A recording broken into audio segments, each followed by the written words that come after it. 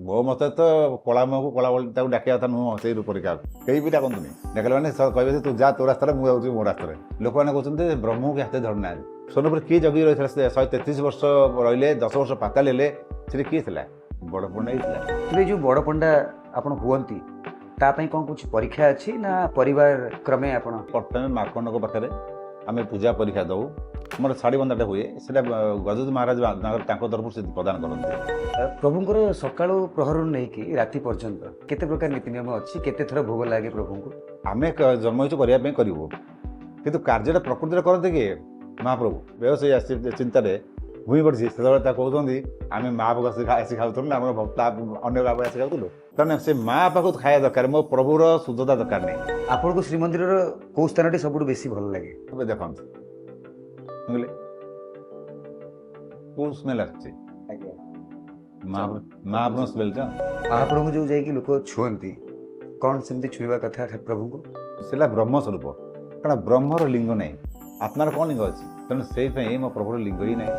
ଆଜିକା ପିଢ଼ି କ'ଣ ପ୍ରଭୁଙ୍କ ସେବା କରିବାକୁ ସେତିକି ଉତ୍ସାହ ଦେଖାଉଛନ୍ତି? ମାନେ ସେ ମ୍ୟାରେଜ୍ ପରେ ଯଦି ରେକର୍ଡ ରାଇଟ୍ ଖୋଜାଯାଏ, ମାନେ ମନ୍ଦିର ଦୃଷ୍ଟିରୁ 61 ବର୍ଷ କାଳ ସେ ସେବା କରିଛନ୍ତି, ନହେଲେ ତ ଇଏ ସାରା ବିଶ୍ୱ ଶାନ୍ତି ବଢ଼ିଯାଆନ୍ତା।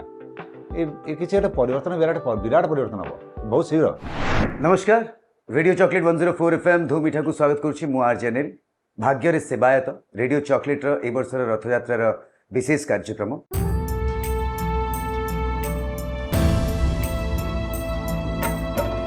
আজি মরি গলে কালি কি দিদিন পর জন্ম কিয়ে জানে মিছ বসত কালিয়ারে মো কালিয়ারে তোতে কোটি দণ্ডবত এই জনমে ভাগ্যরে মু সেবায়ত জনমে ভাগ্যরে মু সেবায়ত। ପ୍ରଭୁଙ୍କ ସେବା କରିବା ଭାଗ୍ୟରେ ଥିଲେ ମିଳେ ଏବଂ ପ୍ରଭୁଙ୍କ ସେବା କରିବା ପାଇଁ ସେମିତି କିଛି ଖାସ୍ ବିଶେଷ ବ୍ୟକ୍ତି ଅଛନ୍ତି ଯେଉଁମାନଙ୍କୁ ପ୍ରଭୁ ନିଜେ ବାଛିଛନ୍ତି। ଆଜି ଏମିତି ଆମ ସହିତ ଅଛନ୍ତି ମହାନାୟକ ଶ୍ରୀ ରାମଚନ୍ଦ୍ର ବଡ଼ପଣ୍ଡା ସାମନ୍ତ। ତ ଆଜି ଆମକୁ ଜଣେଇବେ ପ୍ରଭୁଙ୍କ ନୀତି ନିୟମ ବିଷୟରେ, ତାଙ୍କ ବଡ଼ପଣ୍ଡା ସେବା ବିଷୟରେ। ସାର୍ ନମସ୍କାର, ଜୟ ଜଗନ୍ନାଥ। ଜୟ ଜଗନ୍ନାଥ, ଜୟ ଜଗନ୍ନାଥ। ବଡ଼ପଣ୍ଡା ମାନଙ୍କର କ'ଣ ସେବା ଥାଏ ଶ୍ରୀମନ୍ଦିରରେ? କାରଣ ଆମର ଯେଉଁ 6 ମହାନାୟକ ଥାଆନ୍ତି, ଛତ୍ରନାଥ ଯେଉଁ ଥାଏ, 6 ମହାନାୟକ ଭିତରୁ ଗୋଟେ ହେଲା ବାରଦୋଷୀ, ଭିତରଛ, ତଳଛ, ବଡ଼ପଣ୍ଡା, ଏଇଟା ସବୁ ଏକାକି ମହାନାୟକ। ତାପରେ ଯୋଡ଼େ ହେଲା କରଣ, ତଳୁ କରଣ, ଦଳ କରଣ, ଏମିତି ଦେଇକିରି 6ଟି ମହାନାୟକ। 6ଟି ମହାନାୟକ ଭିତରୁ ଆମର ଏଇ ଯେଉଁ 4ଟି ଏକାକି ମହାନାୟକ, ଏଇ 4 ଜଣଙ୍କର କାମ ସ୍ୱତନ୍ତ୍ର। ବଡ଼ପଣ୍ଡା ହେଉଛନ୍ତି ମୁଖ୍ୟ ପୁରୋହିତ, ମାନେ ଜଗନ୍ନାଥ ମହାପ୍ରଭୁଙ୍କର, ଆଉ କାହାର ନୁହେଁ। ମାନେ ତାଙ୍କ ପାର୍ଶ୍ୱ ଅଛନ୍ତି, ତାଙ୍କର ନୁହେଁ ପୁରୋହିତଟା। କର୍ମକ୍ରମୀ ଭଳିଆ ସବୁଗୁଡ଼ା ବଡ଼ପଣ୍ଡା ହିଁ କରିଥାନ୍ତି।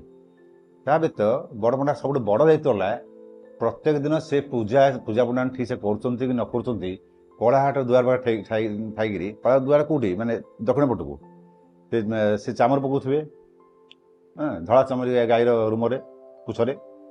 ସେ ଲକ୍ଷ୍ୟ ରଖିଥିବେ ଯେ ସେମାନେ ଠିକ୍ ସେ ପୂଜା କରୁଛନ୍ତି ନା ନାହିଁ।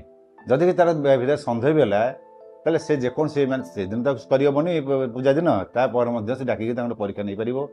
ଆଉ ବିନା ବଡ଼ପଣ୍ଡାର ଅନୁମତିରେ କୌଣସି ପୂଜା ପଣ୍ଡା ସେ ଆସନରେ ବସିବା ପାଇଁ ଯୋଗ୍ୟ ହେବ ନାହିଁ। ତେବେ ଯେଉଁ ବଡ଼ପଣ୍ଡା ଆପଣ ହୁଅନ୍ତି ତା ପାଇଁ କ'ଣ କିଛି ପରୀକ୍ଷା ଅଛି ନା ପରିବାର କ୍ରମେ ଆପଣ? ନା ନା, ପରିବାର ବଂଶାନୁକ୍ରମିକ। ତଥାପି ଆମର ପୂଜା ପଣ୍ଡା ହେବା ପାଇଁ ପ୍ରଥମେ ମାର୍କଣ୍ଡଙ୍କ ପାଖରେ ଆମେ ପୂଜା ପରୀକ୍ଷା ଦେଉ। ସେଥିରେ ଉତ୍ତୀର୍ଣ୍ଣ ହେଲା ପରେ ଆମର ପୂଜା ପଣ୍ଡା ସେବା କରୁ। ତାପରେ ବଡ଼ପଣ୍ଡା ପାଇଁ ଆମକୁ ନିଯୁକ୍ତି କରାଯାଏ।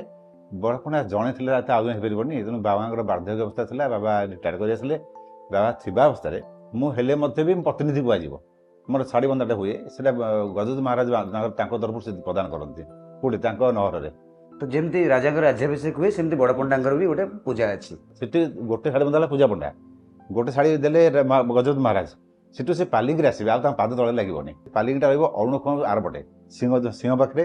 ତାପରେ ବଡ଼ପଣ୍ଡା ଯାଏ ଭିତରକୁ, ସେଠି ବାରହାତି ଖଣ୍ଡୁଆର ବାଟ ପାରଦୋଷୀ ଛତିଆ ଯେଉଁ ନାୟକ ଯିଏ ଅଛନ୍ତି ପାରଦୋଷୀ, ସେ ବାନ୍ଧିବେ। ଏମିତି 3 ଥର ଶାଢ଼ୀ ବନ୍ଧା ହେବ ବଡ଼ପଣ୍ଡାଙ୍କର।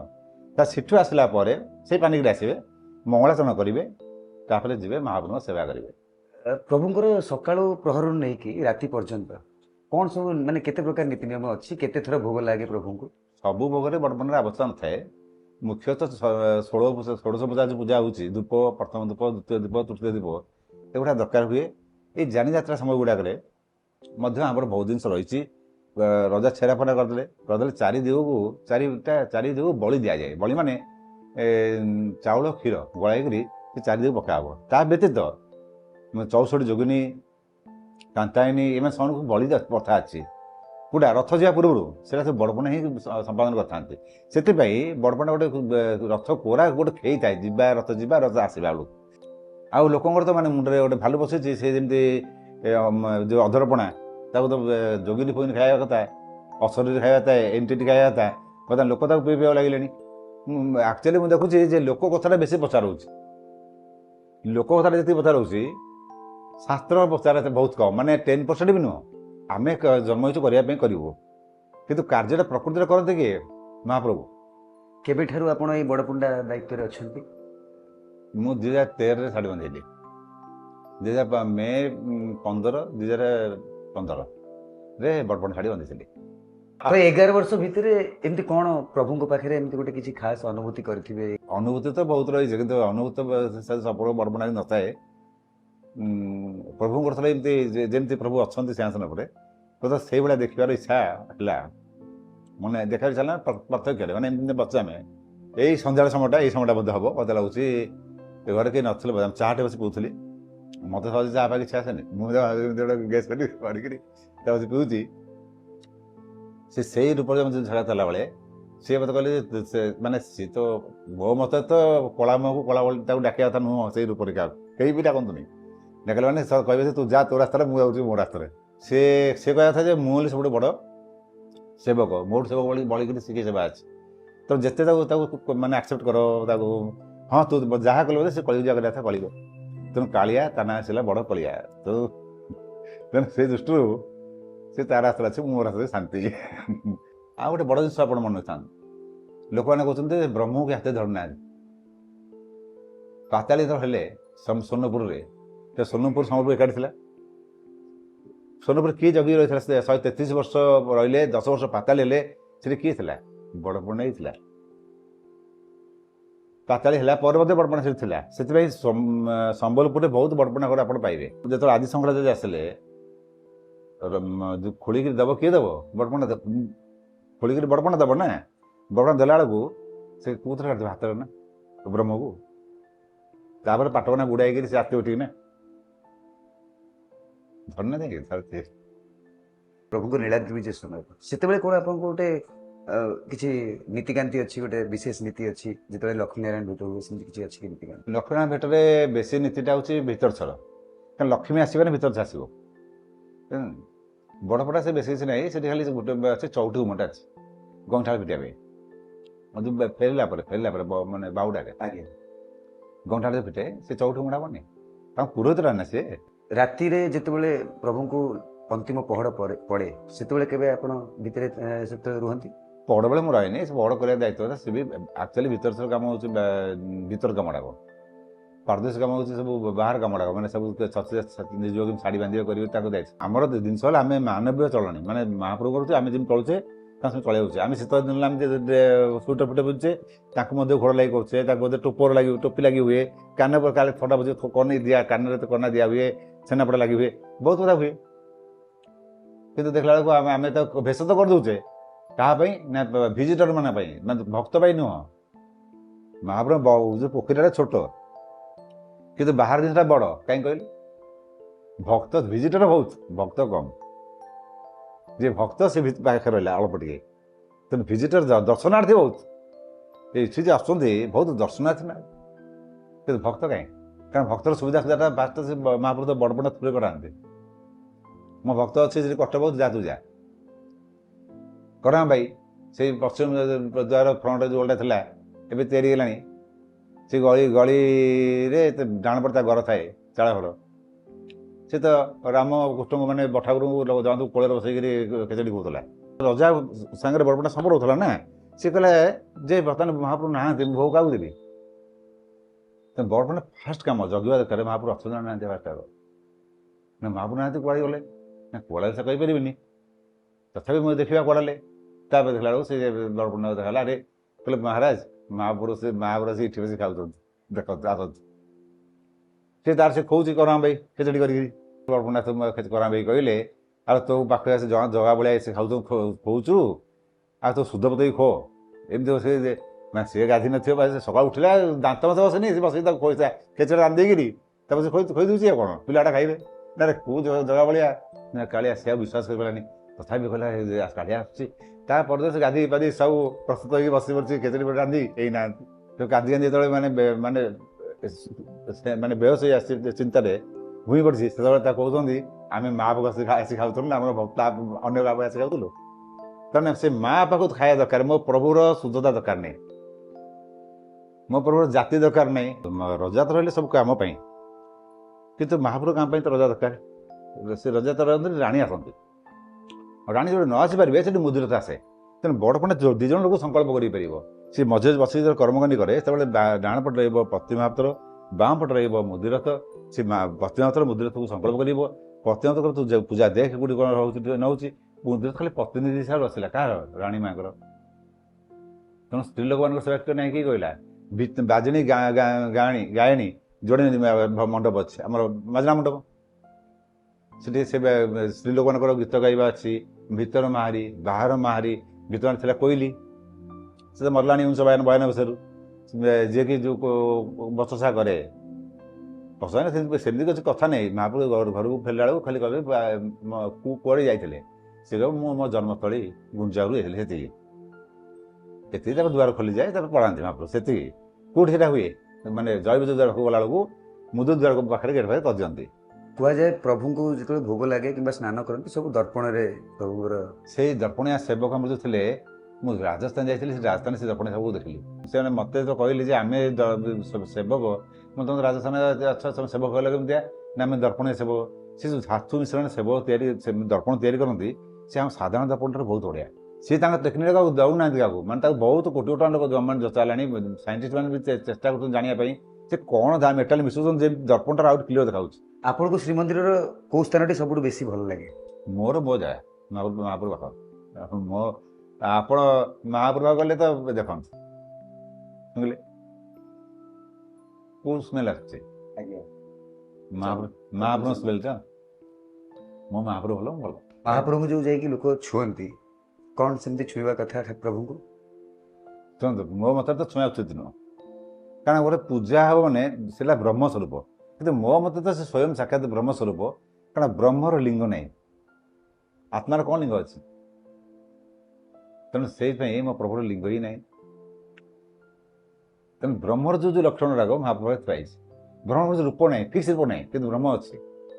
ତେଣୁ ମହାପ୍ରଭୁ ରୂପଟା ଥିଲେ କାହା ସାଙ୍ଗେ ମିଶୁଛି? ସେ ପଶୁ ପକ୍ଷୀ ଜୀବଜନ୍ତୁ ବଗେରେ କାହା ସାଙ୍ଗେ ମିଶିବ? କାହାର ଗୋଟେ ହାତ ବାହାରୁଥିବ ଆଖି ତଳୁ, ତା ଆଖି ତଳୁ ହାତ ବାହାରୁଛି ପାଟି ପାଖରେ। ଆଉ ସିଏ ତ ମାନେ ଆମେ କହୁଛେ ଭୋଜିନ ଠାକୁର, ତାର ଏଇ ଯେଉଁ ପେଟଟି ଅଛି, ସେ ପେଟ କି ଛାତି ଜଣା ପଡୁନି, ଗୋଟେ ଗୋଲ ଚନ୍ଦନ ଯେଉଁ ଲାଗିଯାନ୍ତି ବେକରେ ନା, ତାମାନେ କ'ଣ? ସେ ଖାଇ ଭୋଗି ବୁଝିବା, ତାହେଲେ ଖାଇ ଖାଇକିରି ପାଟି ମେଲା ହେଇଯାଇଛି, ପେଟଟା ଢୋଲା ହେଇଯାଇଛି। ଆଚ୍ଛା, ରତ୍ନବେଦୀରେ ଯେତେବେଳେ ପ୍ରଭୁ ବସନ୍ତି ଏବଂ ରଥରେ ବସନ୍ତି, କ'ଣ ପାର୍ଥକ୍ୟ ଥାଏ? ରଥରେ ଘେଡ଼ା ଦେଖାଯିବେ। ତାର କାହିଁକି ଦେଖାଯାଆନ୍ତି? ତାର ଏକରେ ପିଣ୍ଡି, ଆମର ଯେଉଁ ପିଣ୍ଡିଟା ଅଛି ଉଞ୍ଚା ରହୁଛି, ରଥରେ ସେ ପିଣ୍ଡିଟା ଟିକେ ଟିକେ କମ୍ ଥାଏ। ଦ୍ୱିତୀୟରେ ସିଏ ସିଂହାସନ ଉପରେ ରହନ୍ତି, ଯେଉଁ ତାଙ୍କର ରାଜାଧୀଶର ହାତୀରେ ଛାଟିଲା ବେଳେ ଉପରେ ରହନ୍ତି, ସେ ଜିନିଷଟା ରଥରେ ହୁଏ ହେଇପାରେନି। ରଥରେ ଯାହା ବସିଲା ବେଳକୁ ସେ ଯେମିତି ରଖିବେ ଏମିତି ଟିକେ ତଳାକି ରହନ୍ତି। ତେଣୁ ମହାପ୍ରଭୁ ଆମେ ଯେଉଁ ଦେଖୁଛେ ବି, ତାକୁ ଆମେ ଦେଖିଲେ କ'ଣ ମାନେ ଉଚ୍ଚଟା କମିଗଲା ନା, ନ୍ୟାଚୁରାଲି ଆମେ ପୁରାଟା ଦେଖିଲେ। ମହାପ୍ରଭୁ ମାପଟା କ'ଣ ହେଉଛି କି, ମାନେ ଏଇ ତଳୁ ଉପରେ ଯେତିକି, ଏଇ ବାହୁର ଯେଉଁ ଏପଟ ସେପଟଟା ସେତିକି ମାପ। ଏଇଟା ଏମିତିଆ ମାନେ ଏଠୁ ଏଠୁ। ତେଣୁ ଗୋଟେ ଏମିତି ଯୁକ୍ତି ଆଖିଲେ ଯେ ଏଇଟା ଯାହା ଏଇଟା ସେୟା, ସେଠୁ ହାତଟା ଏମିତି ବାହାରି ରହିଛି। ତେଣୁ ମୋ ମହାପ୍ରଭୁ ତ ଏଇ ୟୁନିକ୍ ଜିନିଷ ଆପଣ ଯେଉଁଟା କହିଲେନି, ଯେ କେଉଁ ଦେବାଦେବୀ ନେଇ ପିଠରୁ ଉଠି ଆସିକି ଭକ୍ତ ପାଖକୁ ଆସିବ। ବହୁତ ଲୋକ ଧାରଣା ଯେ ପିଠରୁ ଆସୁନାହାନ୍ତି ଉଠିକିରି ସିଂହାସନରୁ। ନା, ମୋ ମହାପ୍ରଭୁ ସିଂହାସନ ଉପରୁ ଆସନ୍ତି, ସାରମାଳ ବନ୍ଧା ହେବ, ସେଥିରେ ପହଣ୍ଡି ଆସିବେ। ସିଏ ବି 7 ପାହାଚ ଦେଇ ଆସିବେ, ପୁଣି ଯିବେ ବି 7 ପାହାଚ ଦେଇକି ଭିତରୁ ଯିବେ। ସିଏ ଯାଇକିରି ଭକ୍ତମାନେ ଦେଖିବାକୁ ଯିବେ ବସିକିରି। ତେଣୁ ସେଠି ଭକ୍ତି ଦେଖିଲା ବେଳକୁ କେଉଁ ଫରେନର ଅଛି କେଉଁ ଜାତି ଅଛି ନା କେଉଁ ଧର୍ମ ଅଛି, ଯେଉଁ ଧର୍ମ ଅଛି ଠିଆ ହେଇଥାଉ, ସମସ୍ତେ ମୋର। ବସୁଦେବ କୁଟୁମ୍ବକମ୍ ଯେ ଶବ୍ଦ ଥାଏ ତାହେଲେ ସେଇଟା ହେଉଛି ମୋ ମହାପ୍ରଭୁ ପାଖରେ। ପ୍ରଭୁଙ୍କୁ ଯେତେବେଳେ ଆପଣ ମନ୍ଦିର ଭିତରେ ଥାଆନ୍ତି କ'ଣ କିଛି କହିକି ଡାକନ୍ତି ନା ପ୍ରଭୁ ଆପଣଙ୍କୁ ଦେଖିଲେ ଆପଣଙ୍କ କଥା ଶୁଣନ୍ତି? ନାଇଁ ନାଇଁ, ମହାପ୍ରଭୁଙ୍କୁ କିଛି ଡାକିବା ଦରକାର ପଡ଼େନି। ଆକ୍ଚୁଆଲି ମୋ କାମ ହେଲା ଦେଖିବା ପୂଜା ପଣ୍ଡାକୁ, ମହାପ୍ରଭୁ ନୁହଁ। ଯେତେବେଳେ ଅସୁବିଧା ହୁଏ ଆମକୁ ଯଦି କିଏ କହିବ ଆମେ କରିବୁ, ନହେଲେ କରିବୁନି, ଜମା କରିବୁନି। ସ୍ୱୟଂ ରାମଚନ୍ଦ୍ର ତ ନ କଲା ପର୍ଯ୍ୟନ୍ତ ନଳନୀଳ ଜାଣିଥିଲେ ସେତୁ ବନ୍ଧା ହେବ। ରାମଚନ୍ଦ୍ର ଉପାସରେ ବସିଗଲେ 3 ଦିନ ଗଲା, ନଳନୀଳ ଚୁପ୍। କାହିଁକି? ଏଇ ହେଲା ବିଦ୍ୟାର ମହତ୍ଵ। ତେଣୁ ସ୍ୱୟଂ ଭଗବାନ ଚୁପ୍ ହେବାକୁ ପଡ଼ୁଛି, ଉପାସ କରିବାକୁ ପଡ଼ୁଛି। ସେ ରାଗିକିରି ସମୁଦ୍ରକୁ ମାରିବା ପାଇଁ ତୀର ବାହିନୀ ଧରିଲେଣି, ତଥାପି ନଳନୀଳ କହୁନାହାନ୍ତି ଯେ ଆମେ ଜାଣିଛୁ। ସମୁଦ୍ର ନିଜେ କହିଲା ଯେ ତମ ଆପଣ ପାଖରେ ଅଛନ୍ତି ନଳନୀଳ, ସେ ଯାଇକି ବାନ୍ଧି ଦେଇପାରିବେ ସେତୁ। ବେଷ୍ଟ ଇଞ୍ଜିନିୟର ନା, ତାପରେ ସେତୁ ବନ୍ଧ ଆରମ୍ଭ ହେଲା। ତେଣୁ ଏଇ ହେଲା ବିଦ୍ୟାର ମହତ୍ଵ। ଯେତିକି ତମେ ଗୁପ୍ତ ରଖିପାରିବ। ଆପଣ କହୁଛନ୍ତି ଘଟ ଖାଲି ଗୁପ୍ତ ରହେ, ଘଟ ଖାଲି ଗୁପ୍ତ ତା ନୁହେଁ। ମହାପ୍ରଭୁ ବହୁତ ଜିନିଷ ଅଛି ଗୁପ୍ତ ଥାଏ, ଗୋଟେ ଜିନିଷ କୁହାଯାଏନି, କହିଲେ ବି ଲାଭ ନାହିଁ। ଆଉ ଆମ ବଡ଼ପଣ୍ଡା ଜିନିଷଟା ତ ରହିଲେ କେହି କରି ହିଁ ପାରିବେନି ମୋତେ ଲାଗୁଛି। କିନ୍ତୁ ମହାପ୍ରଭୁ ଯଦି ଶରଣ ପଶିଦନ କଲ ତାହେଲେ ତମର କିଛି ହବନି, ମୋର ବିଶ୍ୱାସ। ତେବେ ଆପଣ ଏତେ କଥା ଦେଖିଛନ୍ତି, ଏତେ ବର୍ଷ ହେଲା ପ୍ରଭୁଙ୍କ ସହିତ ଯୋଡ଼ି ହେଇ ରହିଛନ୍ତି। ଆଜିକା ପିଢ଼ି କ'ଣ ପ୍ରଭୁଙ୍କ ସେବା କରିବାକୁ ସେତିକି ଉତ୍ସାହ ଦେଖାଉଛନ୍ତି? ନା ନା, ମାନେ ମୁଁ ଗୋଟେ ଜିନିଷ କହିବାକୁ ଚାହୁଁଛି। ଆମର ତ ମ୍ୟାରେଜ୍ କରିବାକୁ ପଡ଼େ, ମ୍ୟାରେଜ୍ ପରେ ସେ ଶାଢ଼ୀ ବାନ୍ଧିବ, ମାନେ ପରୀକ୍ଷା ଦେବ ଶାଢ଼ୀ ବାନ୍ଧିବ। ବାବା ତାଙ୍କ ଜୀବନରେ କେତେ ସେବା ପାଠ ପଢ଼ିଛନ୍ତି ସେଠି ଠିକ୍ ନାହିଁ। କେତେକ ମରିଗଲେଣି, ଆଉ କେତେକ ବଞ୍ଚନ୍ତି, ଏବେ ବି ଅଛନ୍ତି, ବୁଢ଼ା ବସନ୍ତି, ଟୋକାମାନେ ବି ଅଛନ୍ତି। କିନ୍ତୁ ବାବା ଆସି କହିଲି ଯେ ବାବା ଏମିତି ପ୍ରଥମ ଥର ଯେମିତି ଦେଖାହେଲା, ଦ୍ୱିତୀୟ ଥର ବି ସେମିତି ଦେଖାହେଇଥିଲା, ସେମ୍ ଟୁ ସେମ୍ ବଠାର କଥା କହୁଛି। ଆମର ତ ଫାଷ୍ଟ ବଠାର ବାହାରେ କଟିବୁ। ବାବା କହିଲେ ସେ ସତ୍ୟ ଯୋଉ କଥା ଏବେ ହେଉନି। ତାମାନେ ମୋତେ ଲାଗିଲା ଯେ ବାବା ମଧ୍ୟ ବି ଜାଣିନାହାନ୍ତି। ମାନେ ସେ ମ୍ୟାରେଜ୍ ପରେ ଯଦି ରେକର୍ଡ ରାଇଟ୍ ଖୋଜାଯାଏ, ମାନେ ମନ୍ଦିର ଦୃଷ୍ଟିରୁ 61 ବର୍ଷ କାଳ ସେ ସେବା କରିଛନ୍ତି ମନ୍ଦିର ରେକର୍ଡରେ। କିନ୍ତୁ ଆକ୍ଚୁଆଲି ସେ ସେବା କରିଛନ୍ତି 71 ବର୍ଷ କାଳ, ମାନେ ଆଫ୍ଟର ମ୍ୟାରେଜ୍। 71 ବର୍ଷ ସେବା କଲେ ମଧ୍ୟ ସେ ଯଦି କହିବେ ଯେ ସେଟା ସତ୍ୟ ଯୋଉ ଏବେ ନାହିଁ, ତାହେଲେ ମୁଁ ତାପରେ ଟେଷ୍ଟ କରିବା ପାଇଁ ମୁଁ ଜେନେରାଲ ପୁନାକୁ ଏମିତି ଗୋଟେ ଓଭରାଲି ପଚାରିଲି, ଯେଉଁମାନେ କହୁଛନ୍ତି ସେ ମିଛ କଥା। ଠିକ୍ ସେ ଦେଖିନାହାନ୍ତି, କିନ୍ତୁ ମାନେ ଦେଖିଥିଲେ କହୁଛନ୍ତି ଆଉ କହିବାକୁ କାହା ମନା ଅଛି? ନହେଲେ ତ ଇଏ ସାରା ବିଶ୍ୱ ଶାନ୍ତି ବଢ଼ିଯାଆନ୍ତା। ଏ କିଛି ଗୋଟେ ପରିବର୍ତ୍ତନ, ବିରାଟ ପରିବର୍ତ୍ତନ ହେବ ବହୁତ ଶୀଘ୍ର। ନହେଲେ ବଡ଼ ପଣ୍ଡା କାହିଁ ଆସିକି ବାହାର ଶିଖିବାକୁ ଯାଇଥାନ୍ତା। ବର୍ତ୍ତମାନ ଯେଉଁ ପିଲାମାନଙ୍କୁ ଶିଖୁଛି ତା ଦେହରେ ସମସ୍ତେ ଶିଖିପାରିବେ? ମାନେ 100ରୁ ମୋତେ ଲାଗୁନି, ମୋତେ ଲାଗୁଛି ବୋଧେ 60 ପଢ଼ିବେ, 40 ରହିବେ, 40ରୁ ବୋଧେ 4 ଜଣ ବୋଧେ ଶିଖିବେ। ମୋ ପାଇଁ ତ ଦରକାର ଜଣେ ଯଦି ପାଇଗଲା ମୋ ଜିନିଷ ଟିକେ ବି ସୁରକ୍ଷିତ ରଖୁ। କିନ୍ତୁ ମୋ ଜୀବନ ଭିତରେ ଆଜୀବନ ମୁଁ ସବୁ ଚେଷ୍ଟା କରେ ବହୁତ ଲୋକ ଦେବା ପାଇଁ, ସେ ଯେକୌଣସି ବିଦ୍ୟା, କିନ୍ତୁ ସମ୍ପୂର୍ଣ୍ଣ ବିଦ୍ୟା କେହି ନେଇନାହାନ୍ତି। ବହୁତ ବହୁତ ଧନ୍ୟବାଦ। ଆପଣଙ୍କ ସାଙ୍ଗେ କଥା ହେଇକି ବହୁତ ଭଲ ଲାଗିଲା। ଆପଣ ଏତେ ଅଜଣା କଥା ଆମକୁ ଜଣେଇଲେ। ତ ବଡ଼ପଣ୍ଡାଙ୍କର ଯେଉଁ କାର୍ଯ୍ୟ ରହିଛି ଆପଣ ସେଥିରେ ନିହାତି ଭାବରେ ନିଜକୁ ନିୟୋଜିତ କରିଛନ୍ତି ଏବଂ ପ୍ରଭୁଙ୍କ ଭକ୍ତିରେ ସବୁବେଳେ ସମାହିତ। ସେଥିପାଇଁ ଭକ୍ତି ଦରକାର, ବିନା ଭକ୍ତିରେ ହେବନି। ଭକ୍ତିରେ ହିଁ ଶକ୍ତି ଥାଏ। ସିଦ୍ଧି ନୁହଁ। ମୁଁ ବହୁତ ସିଦ୍ଧି କରିଛି। ଏଇ ଆଜିକାଲି ତାନ୍ତ୍ରିକ ଦେଖୁଛନ୍ତି ଚମତ୍କାର, ମୁଁ ଦେଖିଦେବିନି କି? କିନ୍ତୁ ସବୁ ସିଦ୍ଧି ମହାପ୍ରଭୁ ଛାଡ଼ି ଦେଇକରି ମୁଁ ଶାନ୍ତିରେ ଅଛି। ତେଣୁ ସିଦ୍ଧି ରହିଲେ ଅଶାନ୍ତି, ତେଣୁ ସିଏ ସିଦ୍ଧିରୁ କ'ଣ ମିଳିବ? ମୋ ପ୍ରଭୁ ଭଲ, ମୁଁ ଭଲ। ଆଜି 2ଟି କଥା ମୁଁ ଶିଖିଲି। ସିଦ୍ଧି ରହିଲେ ଅଶାନ୍ତି ଏବଂ ବିଦ୍ୟା ଥିଲେ ବି ଚୁପ୍ ରହିବେ। ଏପର୍ଯ୍ୟନ୍ତ କେହି କହିନାହାନ୍ତି ଆପଣଙ୍କୁ। ମାନେ ଯେତିକି ଗୁପ୍ତ ରଖିବ ସେତିକି ବଢ଼ିବ। ଆୟୁର୍ବିତ ଗୁହ୍ୟ ଛିଦ୍ର ମନ୍ତ୍ର ମୈଥୁନ ଭେଷଜଂ ଦାନ ମାନ ଅପମାନ ଗୁପ୍ତାନି ନବରତ୍ନାନି। এই 9ଟା ଜିନିଷ ଯେ ଗୁପ୍ତ ନ ରଖିଲା ତା ଜୀବନ ବର୍ବାଦ ହେଇଯିବ। ଆୟୁ, ତମ ବୟସ ପଚାରିଲା, ବୟସରୁ କ'ଣ ମିଳିବ? ମଣିଷର ସମାଜରେ ଥିଲେ ଛୋଟିଆ ପିଲାଟିଏ, କିନ୍ତୁ ତାଙ୍କୁ ତ ବୁଢ଼ା ବୟସ୍କ ଲୋକ ମୁଣ୍ଡିଆ ବସଲେ ନା। ତେଣୁ ଆୟୁଷ କାହାକୁ କହିବନି।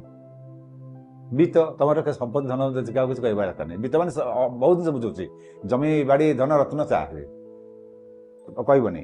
ଆୟୁର୍ବିତ ଗୁହ୍ୟ ଛିଦ୍ର, ମାନେ ଘରର ଯେଉଁ ଗୁପ୍ତ କଥା କେବେ କାହାରେ ପ୍ରକାଶ କରିବନି। ଆୟୁର୍ବିତ ଗୁହ୍ୟ ଛିଦ୍ର ମନ୍ତ୍ର ଆଜିକାଲି ଦୁନିଆରେ କ'ଣ, ମାନେ ଆଜିକାଲି ତ ମାଇକ୍ରେ ମନ୍ତ୍ର ଦିଆହେଲାଣି। ଅଦିନ ବେଳେ ଯାଇ ବାବା ମାନେ ଯାଉଛନ୍ତି ମନ୍ତ୍ର ଦେଇଦେଉଛନ୍ତି, ସେ ତ ଠିଆ ହେଇଛ ଧାଡ଼ିରେ ନିୟ ମନ୍ତ୍ର। ମୁଁ ତ ବୁଝିପାରୁନି ମନ୍ତ୍ର, ତ ମୋ ଜୀବନରେ ଏମିତି ଦେଇପାରେନି।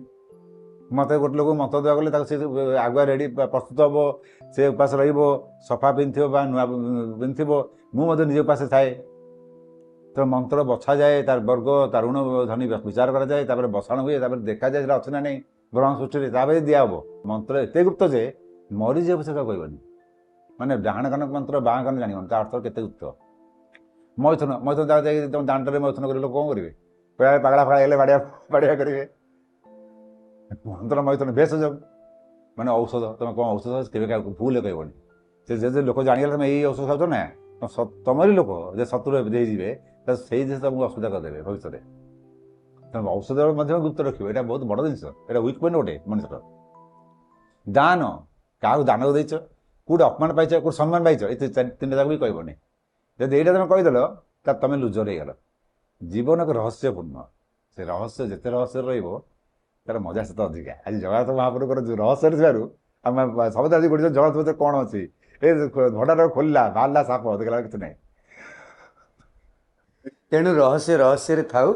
ଜୟ ଜଗନ୍ନାଥ। ଜୟ ଜଗନ୍ନାଥ, ଜୟ ଜଗନ୍ନାଥ। ଶୁଣୁଥାନ୍ତୁ ରେଡ଼ିଓ ଚକୋଲେଟ୍, ଫିଲ୍ କରୁଥାନ୍ତୁ ଧୁମ୍ ମିଠା। ଏ ଜନମେ ଭାଗ୍ୟରେ ମୁଁ ସେବାୟତ।